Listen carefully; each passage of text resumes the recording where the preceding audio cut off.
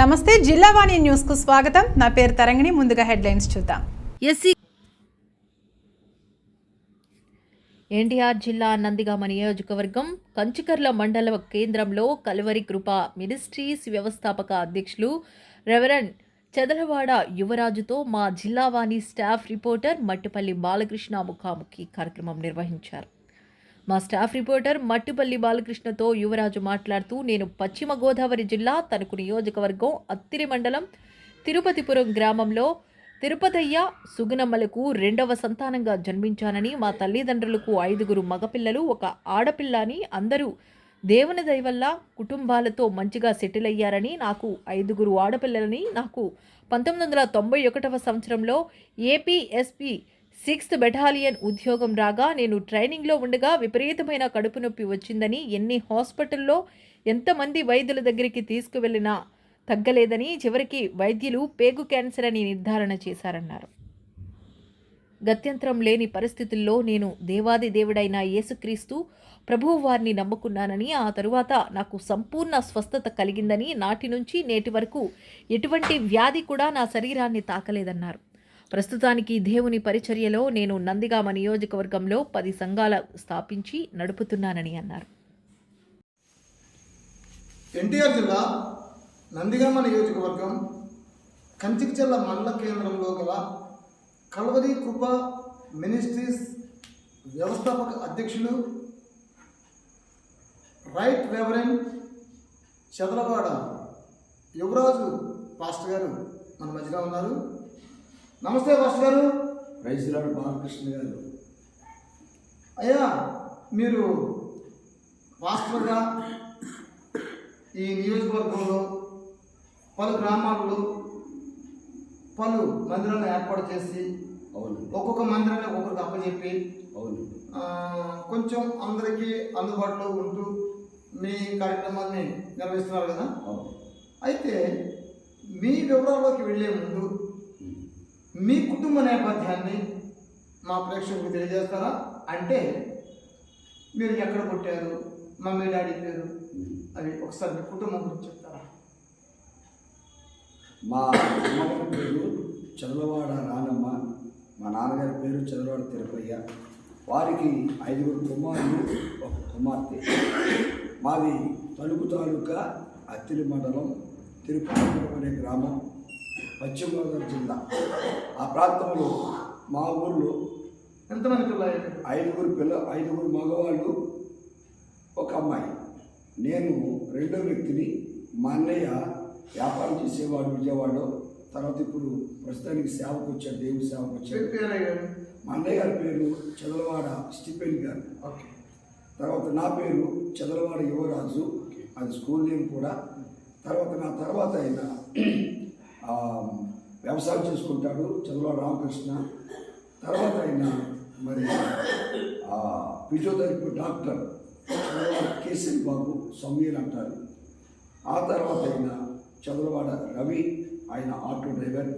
చెల్లి house wife Chadalavada Surendra. అయితే ఆ వివాహమైంది, తన భర్త స్కూల్లో హెడ్ మాస్టర్గా, గవర్నమెంట్ స్కూల్ హెడ్ మాస్టర్గా పనిచేస్తాడు, చైతన్య ఆయన పేరు. అందరూ కూడా మీ కుటుంబంలో 6 సెటిల్ అయిపోయారు. 6 సెటిల్ అయ్యారు. ఓకే. అయితే మీరు మీ బాల్యం అంటే పుట్టినప్పటి నుంచి 5 ఏళ్ల వరకు సహజంగా ఎక్కడ జరిగింది, ఏ ఊరు జరిగింది? తిరుపతిపురం అనే గ్రామంలో. అంటే మీరు జన్మించిన గ్రామం? అది జన్మించిన గ్రామం, అది తిరుపతిపురం అనే గ్రామంలో జన్మించడం జరిగింది. 5 సంవత్సరాల తర్వాత అయితే ఎలా జరిగింది ఎంజాయ్మెంట్? చిన్నపిల్ల కదా, చిన్నపిల్లలు కాబట్టి మా నాన్నగారు మరి పనికి వెళ్తూ వ్యవసాయం చేస్తూ. మమ్మీ డాడీ ఏం చేసేవారు? వ్యవసాయమే. మాకు 4 ఆవులు 4 గేదెలు ఉండేవి. వ్యవసాయం చేస్తూ ఉండేవారు, కవులకు తీసుకుని. ఆ చిన్నప్పుడు అలా విధిగా. అయితే మీ బాల్యం అయిన తర్వాత మీరు స్కూలు ఎక్కడ చదివారు, ఎంత చదివారు? తిరుపతిపురం అనే గ్రామంలోని అక్కడ 4వ తరగతి వరకు చదివాము. అక్కడి నుంచి అత్తిలి గ్రామంలో హాస్టల్ అంటే పెడుతున్నారు. హాస్టల్ అంటే మీ ఊళ్ళో హాస్టల్ లేదు, పల్లెటూరు. హాస్టల్ అన్ని ఏర్పాటు చేశారు. అప్పుడు మమ్మల్ని అక్కడికి తీసుకెళ్ళారు. అక్కడ జాయిన్ అయ్యాం. జాయిన్ అయిన తర్వాత అపర ప్రైమరీ స్కూల్లో చేరాం. ఓకే. హాస్టల్ అక్కడ ఉంటూ చదివాము. 6వ క్లాస్ నుంచా? 5 నుంచి అదే 6, 7 అక్కడ చదివాం. మంచిగా చదివాం. అయితే అక్కడి నుంచి మళ్ళా హై స్కూల్లో జాయిన్ చేశారు. అదే హాస్టల్లో ఉంటుంది. ఓకే. అక్కడి నుంచి 8, 9, 10 చదివాము. అయితే అక్కడ సరిగ్గా పట్టించుకోలేదు. మేము ఎటు పోయినా కానీ పట్టించుకునేవాళ్ళు కాదు. గవర్నమెంట్ హాస్టల్ ఏది? Government hostel, okay. Government high school. మా ఇష్టానుసారంగా తిరగటం, సరదాలు చేయటం, ఆ సంబరాలు చేయటం అలా చేస్తుండడం ద్వారా 10వ తరగతి ఫెయిల్ అయిపోయా. ఆ ఫెయిల్ అయిపోయిన తర్వాత 5 సార్లు ఫెయిల్ అయిపోయా, పాస్ అవ్వాల. ఏది? ఈ క్రమశిక్షణ రహితం వల్ల సరిగా అదే స్కూల్ 5 ఏళ్ళు ఫెయిల్ అయిపోయా. 5 ఏళ్ళు అదే స్కూల్లో చదివారు. చదివాము. అంటే మీ తర్వాత 5వ క్లాస్ 1వ క్లాసులో కూడా వచ్చాడు ఆ క్లాస్కి మీతో పాటు, అంతే కదా? అంతే కదా. Okay okay. అయితే 6సారి మాత్రం గైడ్లు పెట్టి ధైర్యంగా మాస్టర్ కూడా బెదిరించి రాయటం జరిగింది. ఓకే. పాస్ అయ్యాం. Very good. మంచి మార్కులు వచ్చాయి. ఏది ఫెయిల్ అయిపోయిన సబ్జెక్టులు ఎక్కువ మార్కులు వచ్చాయి. Very good. అయితే కాలేజీ చేరాం. హై స్కూల్ కాలేజీ కలిసే ఉంటుంది. దాన్ని శ్రీవల్లి సుబ్రహ్మణ్య స్వామి అని ఉంటారు అద్దెని. ఆ కాలేజీలో చేరాం. ఫస్ట్ ఇయర్ బాగా జరిగింది. అయితే నేను ఒక రాజదూత అనే బుల్లెట్ బండి వేసుకెళ్తూ ఉండేవాడిని. మా క్లాసులో ఉన్నటువంటి వాళ్ళు యువరాజు చాలా ఆస్తిపరుడు, చాలా బాగున్నవాడని ఒక 10 మంది దాకా నాకు కూడా ఉంటూ ఉండేవాడు. ఫస్ట్ ఇయర్ బాగా జరిగింది. సెకండ్ ఇయర్లో కొంచెం వివాదాలు ఏర్పడ్డాయి. ఎందుకంటే ఎస్సీ మాదిగా, ఎస్సీ మాల అని ఇతర కులస్తులు హేళన చేస్తూ ఉండేవాళ్ళు. ఎస్సీ సామాజిక వర్గాన్ని, ఆ కాలేజీలో ఉన్నటువంటి వాళ్ళు. మేము దాన్ని సహించేవాళ్ళు కాదు. ఎస్సీ మాదిగ సామాజిక వర్గం సహించేవాళ్ళు కాదు. వాళ్ళు లేదనంటే సహించేవాళ్ళు కాదు, రివర్స్ అయ్యేవాళ్ళు, తిరుగుబాటు చేసేవాళ్ళు. ఆ నేపథ్యంలో మా కాలేజీ వాళ్ళు నా వెనకాల ఒక 10 మంది 15 మంది టీముగా బ్యాచ్ ఉండేవాళ్ళు. స్ట్రైకులు జరిగేవి, గొడవలు జరిగేవి. అయినా మరి ప్రక్కన ప్రార్థన చేస్తుండేవాళ్ళు, ప్రార్థనకి వెళ్తుండేవాళ్ళు.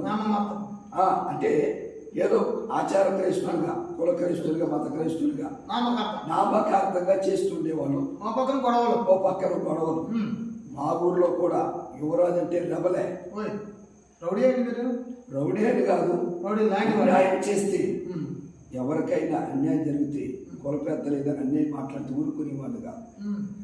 ఎవరికైనా నష్టం కల్పిస్తే అది తప్పు అని చెప్పేవాడు, ఖండించేవాడు. ఆ తర్వాత ఇంటర్మీడియట్ లాస్ట్ ఇయర్ సెకండ్ ఇయర్లో చివరిలో గొడవలు జరిగాయి. ఆ తల్లులాటలో గొడవల్లో ఈ కుల వివాదాలే. అప్పుడు కాలేజీ చివరిలో ఎగ్జామ్స్ రాజకుండా బయటకు వచ్చేసాను. బయటకు వచ్చేసి విజయవాడ వచ్చి గొడవలతో బయటకు వచ్చేసాను.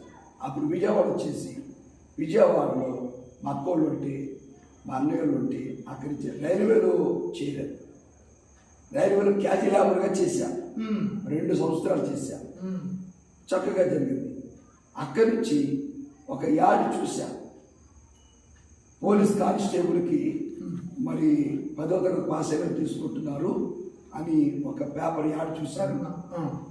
ఆ ఏఆర్ కానిస్టేబుల్కి వెళ్ళాను. విజయవాడ అర్బన్కే ఫస్ట్ వచ్చాను. 3 స్టార్, 1 స్టార్లో ఫస్ట్ వచ్చాను, 3 స్టార్లో ఫస్ట్ వచ్చాను. అక్కడ అన్నారు మీకు ఉద్యోగం వస్తారన్నారు. కానీ ఒక ఆయన లక్షం అడిగాడు. అది కొంచెం లేట్ అయింది. దాంట్లో ఫెయిల్ అయ్యాం. తర్వాత మరొక యాడ్ చూసాం. APSP 6th battalion Mangalagiri. మరి జాబ్ ఉన్నాయని అక్కడ ఇది రిక్రూట్మెంట్ జరుగుతుందని తెలిసిందని అక్కడికి వెళ్ళాం. స్పోర్ట్స్ మెరిట్ వచ్చింది. స్పోర్ట్స్ మెరిట్లో నాకు జాబ్ సెలెక్ట్ చేశారు. అక్కడి నుంచి అయితే నాకు అప్పుడప్పుడు ఏయో కళలు వస్తుంటాయండి. కళలు కాదు, అంటే పీడకళలు కాదు, దేవుని ప్రార్థన చేస్తుండేవాళ్ళం కదా. మరి సినిమాలకు వెళ్తుండేవాళ్ళం. కదా అప్పుడు కళలు వస్తుంది. మా పాస్టర్ గారు చెప్తూ ఉండేవాళ్ళు, యువరాజు ఒకవేళ నువ్వు సేవకి దేవుని పనికి ఉపయోగపడతావేమో, అందుకే నీ కళలు చూపిస్తున్నారు అనేవాడు. ఊరుకోడు పాస్టర్ గారు నా స్పోర్ట్స్ మెరిట్ నేను ఎప్పుడు పోలీస్ చేస్తాను అంటూ ఉండేవాడు. ఉంది అంటే ఆ జీవం ఉంది, ఎందుకంటే స్పోర్ట్స్లో నాకు మెరిట్ అనమాట. కాబట్టి పాస్టర్ గారు మాట కొట్టేశారు. ఒక రోజు మా పాస్టర్ గారు డ్రమ్ నేర్చుకోమన్నారు. నాకెందుకంటే డ్రమ్ము, సేవ చేసేవాడు డ్రమ్ అని అన్నా. అందుకు ఇప్పటివరకు కూడా సరిగ్గా డ్రమ్ము కొట్టడం రాదు. ఆ అహంకారాన్ని బట్టి దేవుడు నాకు టాలెంట్ ఇవ్వలేదు. ఆ తర్వాత ఏం జరిగిందంటే ఆ జాబ్ సెలెక్ట్ అయిన తర్వాత ఆ ట్రైనింగ్ విషయంలో నాకు కడుపులో ఒక నొప్పి ప్రారంభమైంది. జాబ్ సెలెక్ట్ అయ్యారు. సెలెక్ట్ అయ్యాం.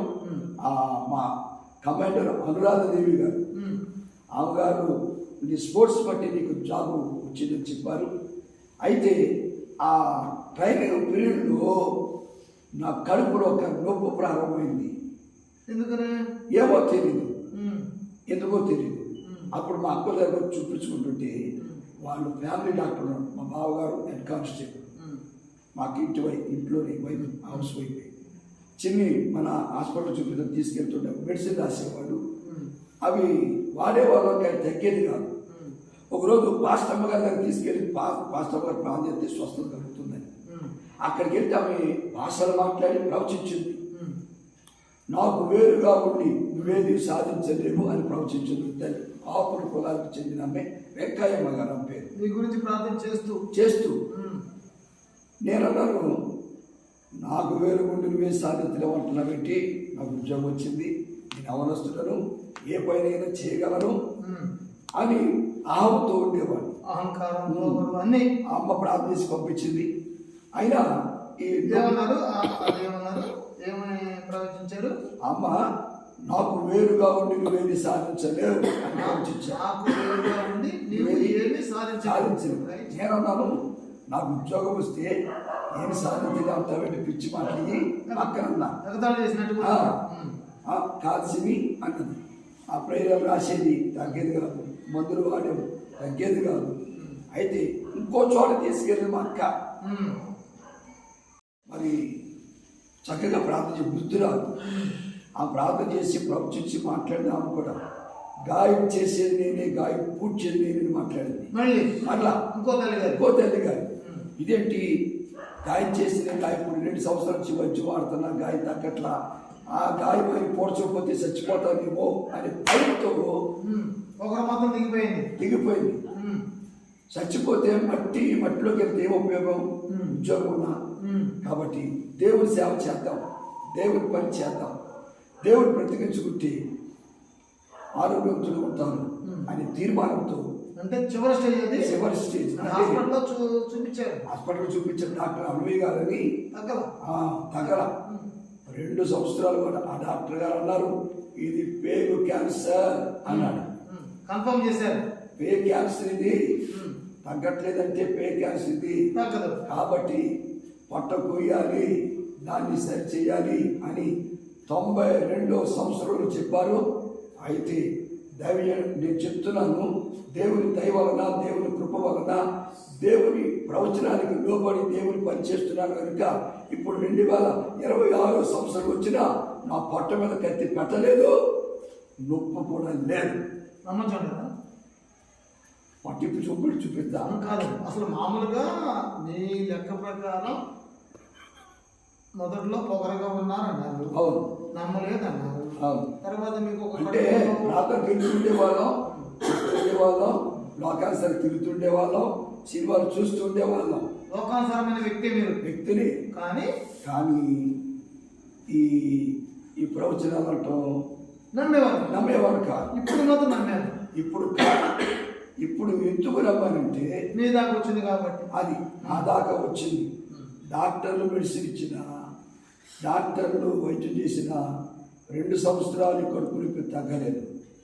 నేను ఒక తీర్మానానికి వచ్చి, ప్రభువా నువ్వు బ్రతికిస్తే నీ సేవ చేస్తా, కాబట్టి ఉద్యోగం చేయను, నేను ఆ ట్రైనింగ్కి వెళ్తానని రాణిగారి తోటలో డాలీలు అన్నని ఒక ఆయన ఉన్నాడు. ఎరుసలేము ప్రార్థన మందిరంలో సేవ చేస్తాడు. ఆయన ఎన్జే వినిష్ఠనయ్య గారి యొక్క సహవాసం ఆయన కేతనకోటలో ఉంది. ఆయన అన్నదానికి ఇలానే నేను సేవకి వెళ్తాను, ట్రైనింగ్ పంపించంటే అని అన్నాడు. ఏంటి ఉద్యోగం వచ్చింది కదా సేవ అన్నాడు. కాదన్నా నేను వెళ్తానంటే ఆయన తీసుకొచ్చి ఎన్జే మినిస్టర్ అయ్యగారి దగ్గర కేతనకోట తెచ్చారు. అయితే ఆ సంస్థలో కొంతమంది పాస్టర్లు ఆ దైవేలు చెప్పిన దాన్ని బట్టి ఒక 33 తీసుకొచ్చారు. వాళ్ళు ఏంటంటే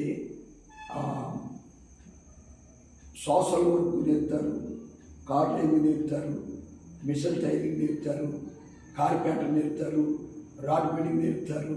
కాబట్టి మీరు ఊళ్ళో కొట్టి వెతుకుని అక్కడికి వెళ్ళి పోపెడతారు రండి అని అనంతం తీసుకొచ్చారు. ఎందుకంటే ఆయనకి బైబిల్ కాలేజీ శాంక్షన్ అయింది. బైబిల్ కాలేజీ పెట్టుకోండి ఆయన అమెరికన్స్ వాళ్ళు శాంక్షన్ చేశారు. అప్పటికి ఆ రోజు పెట్టి అన్ని చదువుకుని ఆ ఇల్లు ఆ రూమ్లో మేము 33 మంది ఉన్నాం. అయితే నేనున్న పక్కన ఒక ఆమె ప్రార్థన చేసి వెంకయ్య అన్నప్పుడు ఆమె నాకు ప్రతిరోజు పొట్ట మీద ఆయిల్ రాసి ప్రార్థన చేసేది. అప్పుడు నొప్పి తగ్గేది, ఏ మందులు వేసినా తగ్గేది కాదు. అలా పడుకునేవాడిని. ఆ రోజు నేను అనుకున్నాను, ఈరోజు ఆ తల్లి లేదు కదా, నేను ఇక్కడికి వచ్చాను కదా, నాకు నొప్పి వస్తుందేమో, ఎవరు ఆదరిస్తారు అనుకుంటూ అందరూ మోకరించి ప్రార్థన చేశాం. ప్రార్థన చేసి పడుకున్నాం. పడుకున్న తర్వాత పాసుకో బయటకు వచ్చాను. తలుపులు తీసేసరికి తెల్లారింది, కాకులు కోతలు వస్తున్నాయి.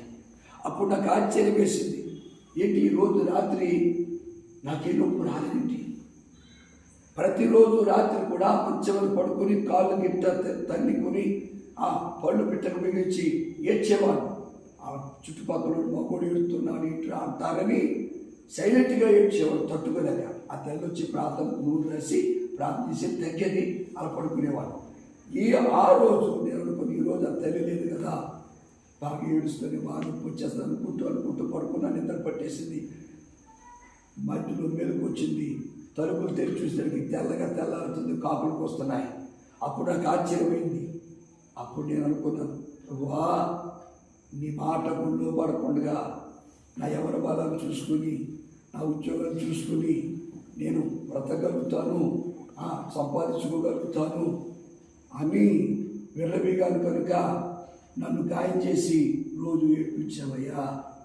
కానీ ఈరోజు నీ పిలుపుకు లోబడి నీ సేవకి ట్రైనింగ్ వచ్చిన రోజున ఆ రాత్రి నా కడుపులో నొప్పి లేకుండా చేశాను దేవుడు చెప్పాను. అదే సంవత్సరం ఎందుకంటే 93వ సంవత్సరంలో 91 నేను ఆడవాళ్ళ రోజులు లేవు. బాధ తట్టుకోలేని బాధ. ఆ కడుపు నిప్పు ద్వారా ఎన్ని మందులు వాడు తగ్గేది కాదు. అమ్మ లేదు, నాన్న లేడు ఆదరించడానికి. విజయవాడలో ఉన్నాం, దుఃఖం అలా తెల్లటికి వెళ్ళిపోయేవాళ్ళం. అలాంటి పరిస్థితిని తేనప్పుడు నాకు గుర్తొచ్చింది, నిన్ను స్వస్థపరిచే యెహోవాను నేనే అని నిర్గమాకాండం 15వ అధ్యాయం 26వ వచనంలో మాట ఉంది. ఆ మాట ప్రకారం నా యేసయ్య నన్ను స్వస్థపరచాలని దృఢ నమ్మకముతో అప్పుడు తీర్మానం చేసుకుని, ప్రభువా బ్రతికితే నీ కొరకు బ్రతుకుతా, నీ సేవ చేస్తాను, బ్రతికించుకుంటే తీర్మానం చేసుకుని అక్కడి నుంచి ట్రైనింగ్ చేసాం. 33 ప్రజలలో అక్కడ మేము 93వ సంవత్సరం ట్రైనింగ్ చేసాం. అందరూ కూడా తప్పిపోయారు. ఎందుకంటే అక్కడ ఒక ట్రైనింగ్లో కూడా చాలా కష్టం వచ్చింది. కేతనకోటలో నీళ్ళు తాగితే పాస్ వచ్చేది కాదు. ఇలా పట్టుకుని ఏడ్చేవాళ్ళం. అన్న రక్తం పడిందని ఎవరు కొంతమంది, అన్న పాస్ రావట్లేదని ఎవరు కొంతమంది. అంతగా శోధన వచ్చినా కానీ ప్రభువా నీ కొరకు ఉన్నా. ఆ టైంలో ఆ బ్యాచ్ 3 వేసారు. మీరు అందరూ వెళ్ళిపోయారు. 33కి వెళ్ళిపోయారు. తట్టుకరకు వెళ్ళిపోయారు, చేయలకు వెళ్ళిపోయారు. తింటాక మాత్రం తిండి బాగానే పెట్టేవాళ్ళు. 2 పాస్టర్ గారు పిల్లలో ఒక నేను. అయితే ఆ సహవాసంలో ఉంటూ ఆ సేవకుల దగ్గర బాప్తి తీసుకుని, అప్పుడు బాప్తిసాలే మాకు నేను వెళ్ళే సంఘం బాప్తిస్ట్ సంఘం కాదు. జెండా కింద ఊరిస్తే బాప్తిస్మని వాళ్ళు సాల్వేషన్ ఆర్మీ అని. అయితే అక్కడి నుంచి ఇక్కడికి తర్వాత ఈ అయ్యగారి దగ్గర బాప్తి తీసుకుని 6 months మంది బాప్తి తీసుకుని ట్రైనింగ్ చేసి అక్కడ అభిషేకం తీసుకుని ఆయన సహవాసంలోని సేవ చేస్తూ ఉన్నారు. అప్పుడు ఆ దైవజనులు అన్నారు, అయ్యా మీరు ఎక్కడ పునాది సేవ చేస్తారు, అక్కడ మందిరం కడతారు. 14 ప్లేసులు చుట్టూ చేయగలి ఎక్కడా మందిరం కట్టలేదు. కానీ ఈ జంబారు పోరాటంలో ఈ ప్రజలందరూ కూడా ఆదరించారు. అక్కడ చిన్న మందిరం కట్టాం.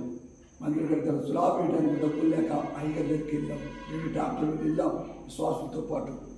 వాళ్ళందరి చేత కాగితం సంఘం పెట్టించుకున్నారు, సంతకాలు పెట్టారు. ఆ రాజు నీకు ఒక 20,000 ఇస్తున్నా, స్వామి కానుక ఇస్తున్నా అన్నాడు. అయితే మా పెళ్ళి 94వ సంవత్సరంలో జరిగింది. అక్టోబర్ నెల 17వ తారీఖు 94వ సంవత్సరంలో పెళ్లి జరిగింది. 95లో కంచేశాను మేము అద్దెకి వచ్చాం. పిల్లి వెంకటేశ్వరరావు గారి ఇంటి వెనకాల అద్దెకి రుక్కురమ్మ గారు నా ఇంట్లో అద్దెకి దిగాం. అక్కడి నుంచి ప్రాంతం తిరిగాం. 96లో మందులు కట్టాం. 97లో ఓపెనింగ్ చేశాం. అయితే ఆయనకి నాకు ఒక మాట కాడ తేడా వచ్చి మాట్లాడితే ఇది నేనే వచ్చాను కదా, నాకు అప్పగించలేదు ఆయన. వీళ్ళందరూ నేను సమకూర్చుకున్నా, స్థలం నేనే సమకూర్చుకున్నా, సంఘం మందిరం నేనే కట్టుకున్నా, సంఘం నేనే కట్టుకున్నా నాదనుకున్నాను. కానీ ఈ ప్రాంతంలో ఒక 4 మరి నాకు రివర్స్ అయ్యి ఎప్పుడు మందిరానికి రానటువంటి వాళ్ళు నా మీద తిరుగుబాటు చేశారు, తాగుబోతులు. సరే అక్కడి నుంచి నేను బయటకు వచ్చేసాను. విరిష్టయ్య గారు చెప్పాను, అయ్యా నేను కష్టపడ్డాను, మీరు నాకు ఇచ్చేది కాదు, నా కాలుకి ఇచ్చేది తీసుకుంటాను, మీ కాలుకి తీసుకోగలను. అలా వచ్చేసాను, తీసేసుకున్నాను, తెలిసి బయటకు వచ్చేసాను. ఇప్పుడు మీకు ఎన్ని సార్? ఇప్పుడు దాదాపు 12 సంఘాలు కట్టుకున్నాను. సేవకులు సిద్ధపరిచాను, ఒక టీముగా సిద్ధపరిచాను. ఈ మొత్తం ఏ నియోజకవర్గంలో ఉన్నాయి? నందిగామ నియోజకవర్గంలోనే ఉన్నాయి. ఏ ఊర్లు? విజయవాడలో కూడా ఉన్నాయి. ఏ ఊర్లండి సుమారు? నవాపేటలో ఉంది, స్టార్ట్ చేసాం. అక్కడ చిల్లకల్లులో ఉంది, చందాపురంలో ఉంది, ఇలాగా జమ్మవారం, బోడాడ, తాటిభూమి, ఇలా కొన్ని ఊళ్ళల్లో దాములూరు, ఇలా కొన్ని ఊళ్ళల్లో కంచిసర్ల ఈ పరిచయం ఉంది. 10-12 గ్రామాల్లో స్టార్ట్ చేసి సేవకులు పెట్టడం జరిగింది. సేవకులు పెట్టాం, చిన్న చిన్న స్థలాలు కొన్నాం, మందిరాలు కట్టాం, బాకలేసాము.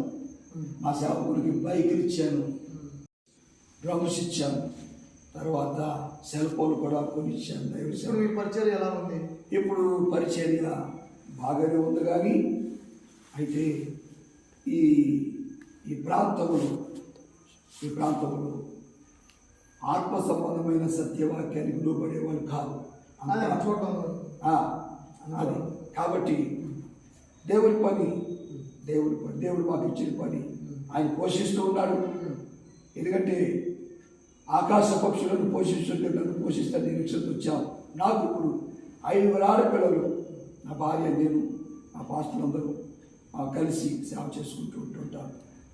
చివరిగా ఓకే, మీరు మంచి సాక్ష్యంతో ఒకప్పుడు నేను పొగరమవుతుని అహంకారిని అది ఇది పరిస్థితుల్లో కూడా ఒక అమ్మగారు వాక్యం చెప్పిన నేను బియ్యబట్టాను, అయ్యగారి బియ్యబట్టాను. చివరికి కడుపు నొప్పి తగ్గక తప్పనిసరి పరిస్థితుల్లో దేవుని నమ్ముకున్నాను అన్నారు కదా. ఈ విషయంలో మీరు మా జిల్లా వాణిజ్యాల తరఫున మీరు ప్రజలకు ఏ సందేశం ఇవ్వాలనుకుంటారు? అంటే మీరు టోటల్గా ఇది మంచి సాక్ష్యం అంటారు, అంతే కదా. చనిపోయేవాడిని బతికున్నప్పుడు, ఆరోగ్యం ఉన్నప్పుడు నా కళ్ళు కనపడలేదు, నా అహంకారం, నా పొగరు నాకు పనిచేసింది. చివరి టైంలో గత్యంతరం లేక మాత్రమే వచ్చాను. అలాగనే దేవుని కృప వల్ల 30 సంఘాలు కట్టుకున్నాను అంటున్నారు. ఇప్పుడు మీ సాక్ష్యం ద్వారా మా జిల్లావాణి ప్రేక్షకులకు మీరేం చెప్పాలనుకుంటున్నారు?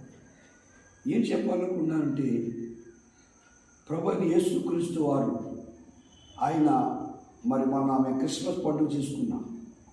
క్రిస్మస్ పండుగ అంటే క్రీస్తుని ఆరాధించడమే ఒక పండుగ. అని పప్పలు వండుకొని, పాల వండుకొని, కొత్త బట్టలు వేసుకొని వీళ్ళు కుల క్రైస్తువులు, మత క్రైస్తువులు, ఆచార్య క్రైస్తువులు చేస్తారు. మేము చేసే పండుగ ఏంటంటే క్రీస్తుని ఆరాధించడం, క్రీస్తుని స్తుతించడం. ఎందుకంటే సర్వమానవాళి పాప పరిహారార్థమై యజ్ఞ పశువుగా బలి పశువుగా ప్రభు యేసు క్రీస్తు వారు మరి కుమారుడుగా భూలోకంలో జన్మించాడని ఆ కాన్సెప్ట్తో ఆయనను బహుగా కనపరుస్తాం. సంతోషంతో హృదయాలతో ప్రభుని స్తుతింది. ఎందుకంటే ఈ లోకంలో పాపుల రక్షకుడుగా పాపులను రక్షించడానికి పాప పరిహారార్థం అన్నాడు. పాపానికి ప్రాయశ్చిత్తం కావాలంటే రక్తం ప్రోక్షించబడాలని వేదాలలో ఉంది. ఆ రక్తము తద్రక్తం పరమేశ్వర పురిదాల బలియాగం అని ఉంది. ఆ రక్తం కోడి రక్తం కాదు, గొడ్ల రక్తం కాదు, మేక రక్తం కాదు. ఆ రక్తం చిందించేవాడు పరిశుద్ధుడై ఉండాలి. ఆ రక్తం చిందించేవాడు నీతిమంతుడై ఉండాలి. ఆ రక్తం చిందించేవాడు మరి సజీవుడై ఉండాలి అని ఒక ఆలోచనతో అది చేసింది. అది క్రీస్తులోనే నెరవేర్చబడిందని ఆ క్రీస్తును నమ్ముకొని ఆ క్రీస్తును స్తుతిస్తూ ఆరాధిస్తూ ప్రజలకు తెలియజేస్తున్నాం. ఆయనే నిజమైన దేవుడని. ఎందుకంటే డాక్టర్ల వల్ల కానిది నా జీవితంలో ఆయన పరమ డాక్టర్గా బాగు చేశాడు కాబట్టి నేనే మీ ఈ జిల్లావాణి ఛానల్ ద్వారా ప్రత్యక్ష సాక్ష్యం. ఎప్పటి 92వ సంవత్సరం 91, 92లో డాక్టర్ అనవయ్య గారు వారు ఇచ్చిన రిపోర్ట్ పెయిన్ క్యాన్సర్ ఉంది, చస్తావు అన్నారు. అయితే నువ్వు నా పని చేస్తే నేను బ్రతికిస్తా అని యేసు ప్రభు ఒక తల్లి ద్వారా రజకుల కుర్రోడు సాకులోల కుర్రోడు రాణిగారి తోట యేసుని ప్రార్థన మందిరంలో అదే రోజు మా అక్క తీసుకెళ్ళిన మందిరానికి ఆయన ప్రవచించి మాట్లాడి, నా కుమారుడు యువరాజు నేను నా సేవకు పిలుచుకున్నా, నువ్వు లోక వైపు చూస్తున్నావు అని ప్రవచించి మాట్లాడాడు. ఆయన ఇప్పుడు కూడా ఉన్నాడు. టోటల్గా దేవాది దేవుడు నీకు చేసిన ఆశ్చర్యం అద్భుతం మేలును బట్టి మీరు దేవుని పరిచయం చేస్తున్నారంటారు. అవును. దీన్ని బేస్ చేసుకుని మా ప్రేక్షకులకు ఏం చెప్తామంటే మీరు అట్లాంటి వ్యాధులతో ఉన్నా సమస్యలతో ఉన్నా లేక దెయ్యపు శక్తులతో పీడించబడుతున్నా లేక కుటుంబ సమస్యలు ఇబ్బందులు పడుతున్నా మీలాంటి వాళ్ళు నాలాగే బాధపడుతూ ఉంటే నేను యేసు ప్రభు నమ్ముకున్నాను, యేసు ప్రభు మాటకు లోబడి ఆయన అడుగుజాలు నడుస్తూ ఉన్నాను. 93వ సంవత్సరం నుంచి 2026 సంవత్సరం వరకు నేను ఇలా బ్రతికించాడు. మిమ్మల్ని కూడా బ్రతికిస్తాడని, మీకు కూడా మేలు చేస్తాడని, మీకు ఏ సమస్యలున్నా మరి ఈ యేసు క్రీస్తు రక్షకులను అంగీకరించి ప్రార్థన చేస్తే మీ పాపాలు క్షమిస్తాడని, పాపం ద్వారా రోగం వస్తుందని. నా పాపం ద్వారా నాకు రోగం వచ్చింది. అందుకే పాపులను రక్షించడం కోసం క్రీస్తు యేసు లోకానికి వచ్చిన నీ వాక్యం ద్వారా నా హృదయం పట్టబడింది. నశించిన దాని మీదకి రక్షించడం కొరకు క్రీస్తు యేసు లోకానికి వచ్చిన వాక్యం నన్ను పట్టింది. దానిని బట్టి ఈ ప్రభు చెంతకు చేరాను, ప్రభు పాదాలు పట్టుకొని పరిచయం చేసుకున్నాను. అందుకు నన్ను బ్రతికించుకున్నాడు. ఇప్పటి వరకు కూడా ఏ రోజు ఎన్ని సంవత్సరాలు ఏ రోజు నేను హాస్పిటల్లో పెట్టుబడి పడుకోలేదు. ఆ రోజు నుంచి ఇదంతా ద గ్రేట్ జీసస్ దేవుడు చేసిన గొప్ప కార్యమని తెలియజేస్తున్నారు. ఈ జిల్లా వాణి ఆ న్యూస్ ద్వారా తెలియజేస్తున్నారు. విన్నారు కదా. మరి కంచికచర్ల మండలం కేంద్రంలో కల్వరి కృపా మినిస్ట్రీస్ అనేది సుమారుగా రమారామి వారు చెప్పినట్టుగా 91 నుంచో 93 నుంచో ఉంది. రమారామి 30 ఏళ్ళ దాకా అవుతుంది. ఈ 30 ఏళ్ళలో ఈ రాజయ్య గారికి ఒక ప్రత్యేకమైన స్థానం ఉంది. కల్వరి కృపా మినిస్ట్రీస్ రాజుగారు అంటే ఒక ప్రత్యేకత కూడా ఉంది. ఆయన సాక్ష్యం ప్రకారం నాకు వయస్సు వగేరా వగేరా ఉన్నప్పుడు దేవుని ఎరగలేదని, చావు మధ్య పేగు క్యాన్సర్తో చావు మధ్య కొట్టి మిట్టాడుతున్నప్పుడు దేవుని ఎరిగానని, నాటి నుండి నేటి వరకు ఎటువంటి హాస్పిటల్కి వెళ్ళడం కానీ మందులు వాడటం కానీ లేదు అని తెలియజేస్తున్నారు. మట్టిపల్లి బాలకృష్ణ, స్టాఫ్ రిపోర్టర్, జిల్లా వాణిజ్యం.